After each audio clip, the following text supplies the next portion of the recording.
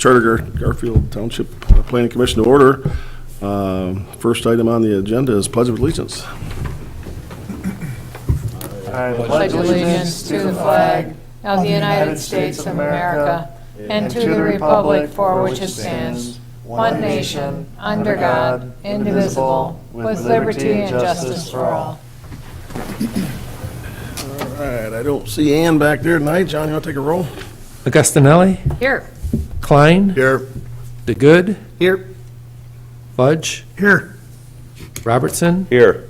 Racine, Here. McManus. Here. All right, item 1 on our agenda is public comment. So at this point in time, we have public comment at the beginning and at the end of our meeting. We do not have any public hearings tonight. So anybody from the public like to come forward, please state your name and address for the record and let us know what you have to say. I don't see Mike running up there, so I don't see anybody running the microphone, so we'll go ahead and close public comment and move on to item 2, which is a review and approval of the agenda. And if anybody has any conflicts of interest, now would be the time to state those. I'll make the motion to accept the agenda. Support. Motion made and supported to accept the agenda as presented. Any further discussion on that motion? Hearing none, all in favor signify by saying aye. Aye. Opposed, motion carried. Next item is our minutes. The minutes from the October 9th Planning Commission meeting. They're in your packet. Anybody have any questions, corrections, things they'd like to talk about? Yes, John. Joe, just one technical thing on the bottom of page 1, item 3, regarding the minutes of September 11th. It said it's a regular meeting of the town, or with the township board, and I think that's incorrect. I think it was just our regular meeting of the planning commission. Yeah, I don't think we had one with the board that recently, did we? No. So, should be a regular meeting of the Planning Commission then. That was all I saw.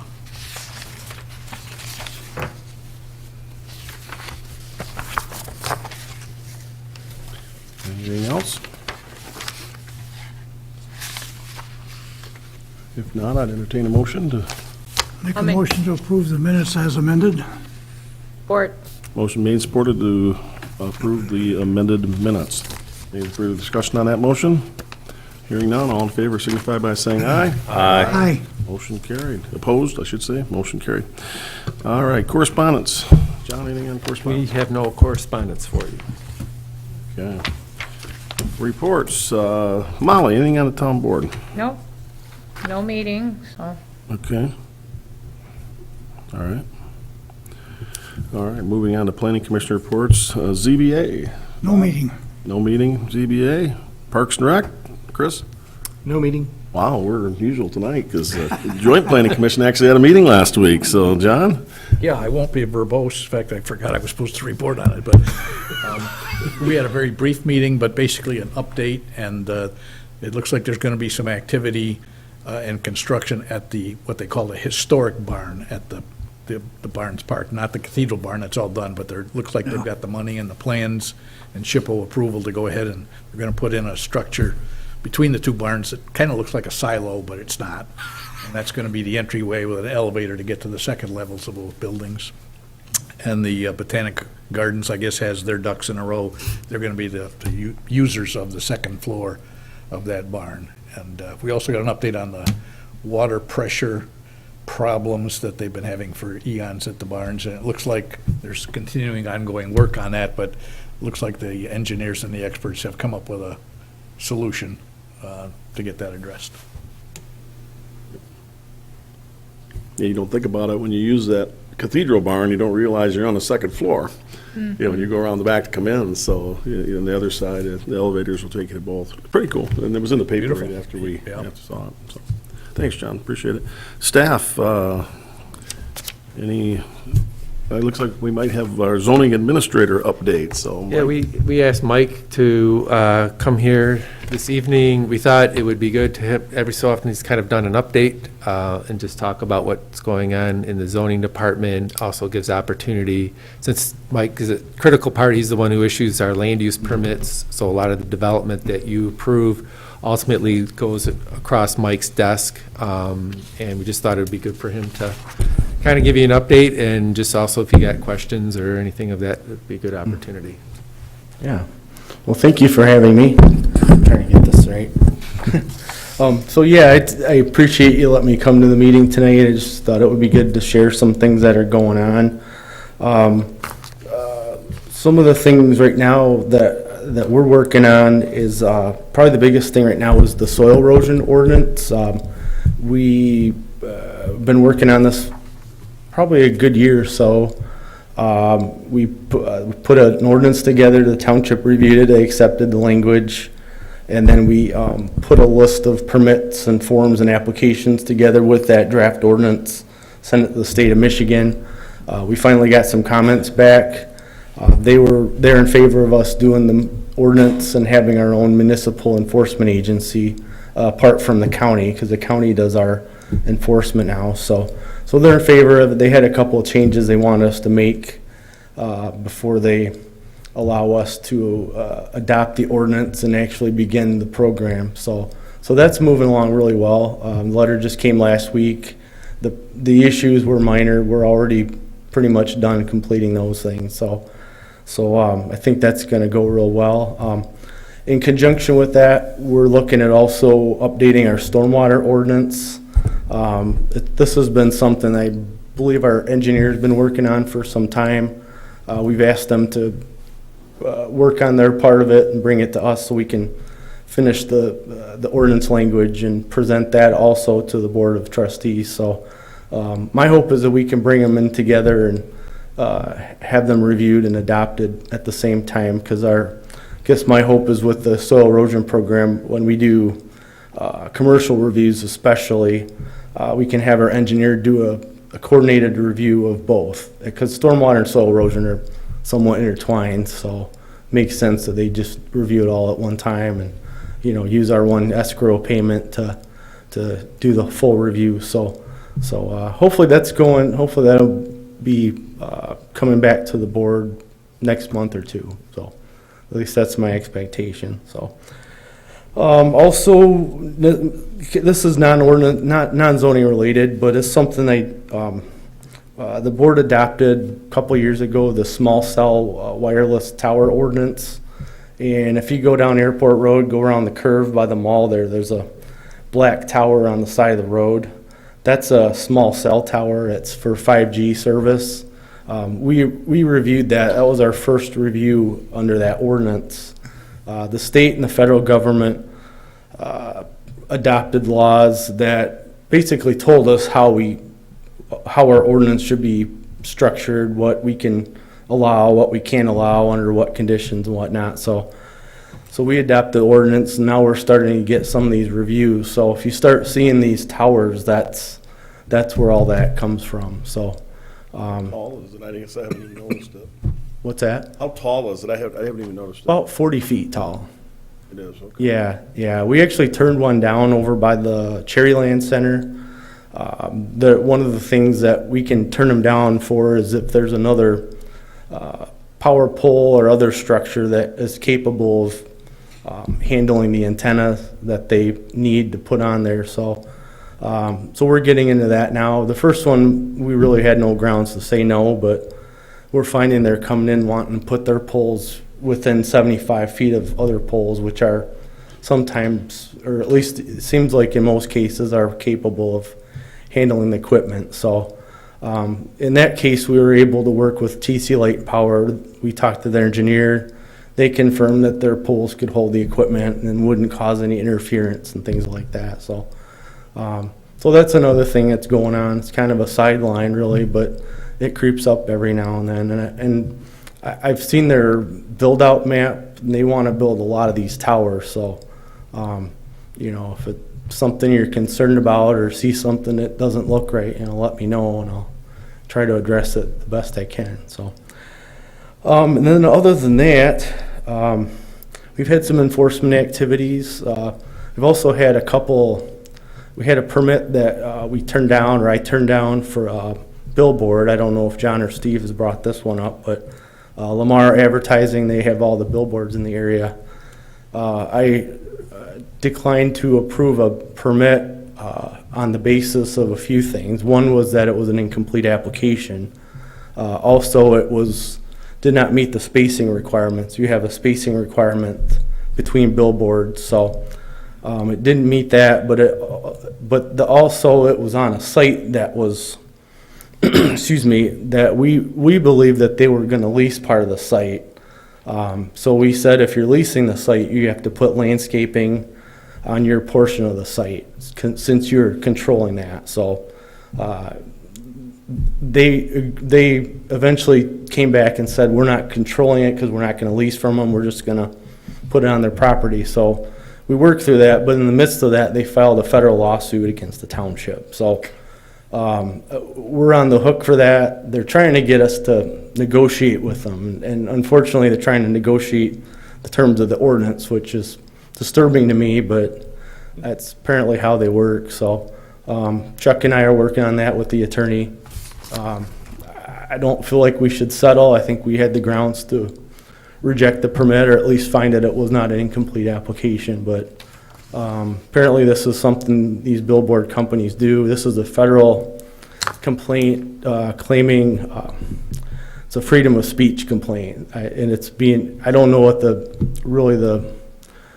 what the full reason for the complaint is, but basically they're saying our rules prevent them from doing business in the township, which, I think you could easily argue that that's not the case, but we'll have to make that argument in the courtroom, I guess. So, so if something comes up down the road, I'll let you know, but it sounds like it's going to be a while. It could be next year before they even hear this case. So, there's that. We've had some court issues with enforcement where we've had to go to circuit court. We've had a junk complaint right now. We tried to handle it by writing tickets. We've tried to handle it, try to get the courts to enforce the fines and make them responsible for paying the fines. That's become a fiasco. So we finally had to go to circuit court to get a ruling and a order for cleanup. So thankfully we got the order, but there's, even with the court, we're still going through a long process. They ask you to mediate or try to mediate with the other party, which usually there's nothing to mediate. The rules are what they are. So, if anything, we can mediate timeframes, I suppose. But, in this case, we've been working with them for years now. It's been a frustrating ordeal, but, we're finally getting there. But I say that to say that we've had a lot of difficulties with the court system. I'm not trying to throw anyone under the bus, but especially the magistrate, we've had trouble enforcing rules. They've set the bar pretty high for us to prove there's violations.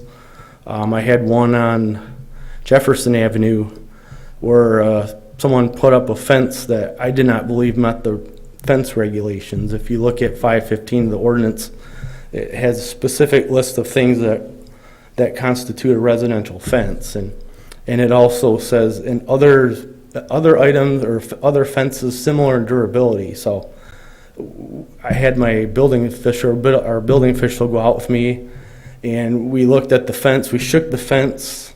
It was a welded wire fence. It had posts about 15 feet apart. You could shake it like this, and it was kind of, wasn't really steady. It kind of sagged on the top in places. So we had asked the homeowner to at least put a top rail on it and secure it so it was somewhat similar to it. And we gave examples through pictures of what a good retrofit for a fence like that would be. And they agreed to do it, but then somewhere down the line they changed their mind and they wanted to fight us. So went to court, wrote the ticket, went to an informal hearing before the magistrate, and magistrate threw the ticket out. Said we had a weak argument. So these are the kind of things we're dealing with. I've talked to other townships, and even in the city, they're trying to bypass the magistrate because they're dealing with similar issues. So, but that involves the courts, or that involves our attorney. So if we don't go to an informal hearing, we got to go to a formal hearing or circuit court. And either way, we got to get the attorney involved, which, we try not to do. We try to work with people, and definitely try not to get the attorney involved every time we have a issue like that. But seems like that's kind of where we're at. So, it's just a challenge. But back to this junk case, I mean, the magistrate throughout the ticket to begin with, and we went to a formal hearing, and they found them responsible, but they wouldn't make them pay the fines, and gave them all kinds of time to clean up. So it's just things like that. So circuit court, we hit the jackpot. They gave them some time. We still had to try to mediate, but in the end, they upheld the ticket. So seems like that's the route we have to go on some of these things, when people just dig their heels in and refuse to comply. So, but it is what it is. I guess we just do what we can do. But I know people out there see things not being taken care of and wonder where we're at with it. And sometimes that's where we're at. We're just trying to fight through all this red tape to get an order and the right to go and clean up if we have to. So, but other than that, that's pretty much it. I've been working on some of these projects, trying to close out some of the big projects like Meadow Valley. They're getting close to completing that, so we've been doing final inspections on that. Morgan Farms, they're pretty much done with that. So it's pretty much it, unless you guys have questions for me. I didn't want to rattle on too long here. So there's a lot more I could tell you, though, if you want to know. Other questions for Mike? I have one. Where are we at? Maybe it's being worked on, maybe not. I probably have the bank wrong. Is it Chemical Bank? Which one's right in front of Cracker Barrel that leveled all the wetland? Now it's called Nicolette Bank. Nicolette Bank. Yeah.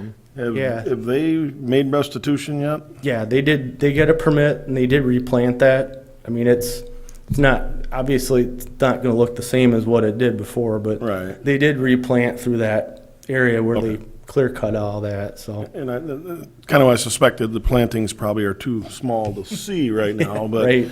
I hadn't heard anything in quite a while. I want to make sure they actually followed through and did what they were supposed to do, so. Yeah, that one took a while. They drug their feet on that a while, but we finally got them to take care of that. I hadn't heard anything in a while on that, so thank you on that, so. Yeah. I have one question, Joe. Yeah. You indicated that we're going to take over our own soil erosion sedimentation control program. Will we have a staff person who then does those inspections, or will it be the township engineer? Actually, we have staff for that, and I thank you for asking that question. I could have gone into that a little more. I am registered through the state of Michigan as an inspector and an administrator. In addition to that, we have two other people right now that are registered as inspectors. Oh, good. So we'll all work together. We'll rotate around and cover weekends if we have to. Because one of the things with the program is you do have to go out from time to time, and especially when it rains. Yep. That's going to be the tricky part. If we get a heavy rain on a Saturday, I want to make sure one of us checks out some sites that we know could be an issue. So, yeah, we're definitely covered on that. I talked about maybe getting a couple others registered, but we'll see how it goes. Because right now it's myself, Jamie Douglas, our office coordinator, and Carl Studzinski, and he's sort of retired. He's still working for us, but I think he's he's agreed to work in soil erosion even after he's retired from doing building inspections. So, but we also have our two parks guys. I thought it'd be good to maybe get them registered at some point too, since they're out in the parks and pretty much all around the township. So if we need those guys, we can get them registered. It doesn't take that long to do that. Great. Yeah. Anything else for Mike? All right, Mike. Thanks a lot. Appreciate you coming in. Thank you. All right, moving on. Item 6, unfinished business. Planning Department Report 2024-92, the zoning ordinance discussion of signs continued. All right. Yep, I will Cover this. I will cover this one. Make a note. Okay. So we've talked about signs at a few study sessions, and we ended up canceling the September study session in anticipation of staff is taking a little bit more time to look at it, and we also had the Planning Michigan conference, so a chance to also ask some other planners, like who has developed some good sign regulation or like a model that is replicable, or has anyone faced any other challenges? And we did some more research in this. Trying to find consistent information has proven very challenging on this topic. I think both with, there was sort of one major federal court case in 2015, but there's been others since then that have tried to further refine or answer some of those questions that had been left unanswered. So I think trying to find a kind of consistent set of answers. I actually, in researching, found, since we're considering potentially asking for legal review of this, has like a group of lawyers, municipal lawyers, put out any information on like a set of model regulations. And I guess there was a municipal lawyers association that attempted to do like a model sign ordinance, at least in terms of the content-based portions of that, and ultimately came out with a statement of sorts that they could not recommend a model ordinance because there's too much nuance that anything they recommend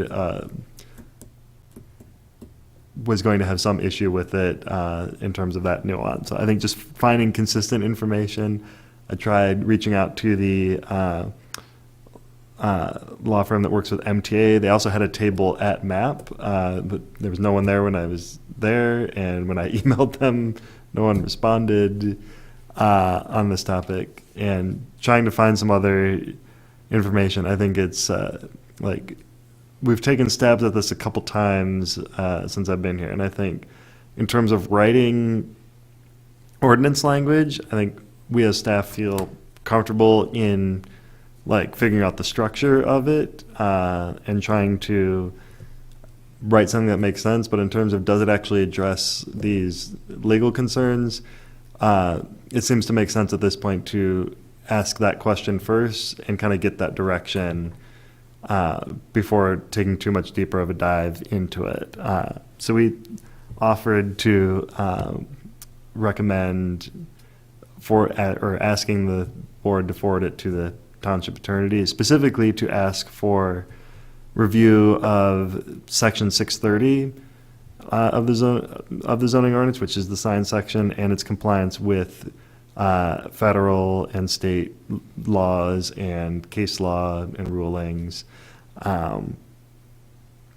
just to get that guidance and get that perspective. Because we're seeing it from a planner's perspective. How do we change the ordinance? They can provide us with a legal perspective. Which ones of these things are problematic? Sort of the unanswered questions of like on-premise and off-premise. Like what is an acceptable realm of regulation that we can get into, or what is problematic in our current ordinance that we actually have to address? So I think that made sense as a direction. We did also consider as we continue to look at this, and we'll allude to this in something else from the conference later, but like organizing this section, we've seen actually in other sections. A few years ago we did the use chart, which was quite a big effort undertaking to put together. But the idea of like having more charts puts information in an easy to read manner. Putting the regulations for signs in a chart seems to make a lot of sense. I actually found one I had done previously when I was still in a different position in a different community. But as part of doing that community sign ordinance, we put a table of sign regulations together. So this is the sign type, this is what districts it's permitted in, is a sign permit required or not? If you can have multiple of them, how many of that can you have? What's the height, area, and any other regulations? So kind of summarizing the regulations seems to help digest that information and write it in a clearer way. So among like the many things that, as we look at this, I think it makes sense to maybe get that kind of legal perspective and then use that and incorporate it when we look at the language again, but also to take a look at just the structure of this, to actually look at this entire section and make it easy to digest for like the average person. Because I think right now all ordinance language is wonky to some degree, but I think this one is particularly a little wonky. So, and we can look at things like refining definitions. If we need to add some definitions to make some things clearer, would be good. And I know we had looked at kind of addressing some other things, like currently, like the menu boards at drive-through businesses. I've seen some communities where they address them. They're like, if they're directed internally and they're shielded, then it's an internal sign. Some address them very specifically and kind of regulate them. They have, a lot of them are lit, so a lot of them is like sign lighting. Or is there any other specific things that we want to address? Perhaps billboards, as it was alluded to earlier in the night. Is that something we need to take a look at as well? So that's kind of where we're at the moment. Sorry, there isn't any like further additional direction, but I think we're not alone in that this section, like a lot of communities need to update their sign regulations. The one kind of good news is that there was a lot of, I think, fear of like impending lawsuits when those first court cases came out. And while I think that possibility might be out there, like no one's been batting down the hatches to complain about this section of the ordinance, as far as I know. Our zoning administrator would also probably know that better, but it seems like something we can take the time to actually do correctly, and I think that seems prudent. So that's all I have on that. Okay, all right.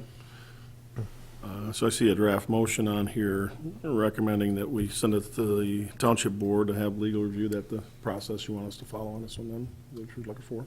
Yeah, I think what we were thinking is initially we thought maybe we could draft some language and then send it to the attorney and have him review that. But I think at this point, because we're uncertain on things, we'd just rather have them actually review that section first. Review what we have and see how. Yeah, and Yeah. then give us direction, then we can craft appropriate language, send it, the planning commission can review that, then send it back to the attorney and see if this works, and then give us feedback, and then if it's correct, then we can go forward with making amendment process to the zoning ordinance. Okay. Let's bring it back to the board and see if anybody has any questions on what they presented. Yeah, go ahead. No surprise, but I think it's wise and a good use of the township's money to get the review by council as staff is recommending. From my understanding is this really is an area that's fraught with all kinds of pitfalls. And I'm not shocked that you're not finding off-the-shelf thing that here, we can just adopt that. And so I think it's a topic that we want to have in an ordinance, but if we're going to do it, we want to do it right. And I think we'd be penny wise and pound foolish if we take a stab at this and don't get some legal eyes looking at it. The zoning administrator mentioned about how the billboard company has taken us to court. Some of these applicants have a lot of money, and if they don't like it, they can take the township to court, and they may have more money than the township does. So the less often we go to court, probably the better in the long run. And the clearer and the more well-reasoned and backed up ordinance language we come up with, probably the less likely we are to get sued, because we ought to be able to win. So I think it'd be money well spent. Anybody else? I agree. I think it actually makes sense. Probably more efficient to have them review what we have and recommend changes rather than rewrite it and then recommend changes and then start over. So I kind of like the idea myself, so. Well, if nobody has Make any the motion questions- then to recommend to the Township Board that Section 630 of the Garfield Township zoning ordinance be forwarded to the Township Attorney for legal review. Support. Motion made and supported to recommend to the town board that section 630 of the zoning ordinance be forwarded to our attorney to look it over. So, any further discussion on that? Hearing none, all in favor signify by saying aye. Aye. Opposed? Motion carried. Thanks, Guy. All right, thanks. Item 7A, Planning Department Report 2024-91, the zoning ordinance discussion, definition of substantial construction. Yeah, so I think this started the need to kind of review the ordinance in relationship to when is there a start of construction. Our project was recently deliberated by the board when it was related to the Beta Housing Commission plan unit development. But even before that occurred, we did have kind of this term out there in the ordinance called substantial construction. And it's applied basically in 3 different areas within the ordinance. And it's related to special use permits, site plans, and planned developments, which includes plan unit developments and plan unit residential developments. And basically, what it refers to in those sections is if substantial construction doesn't commence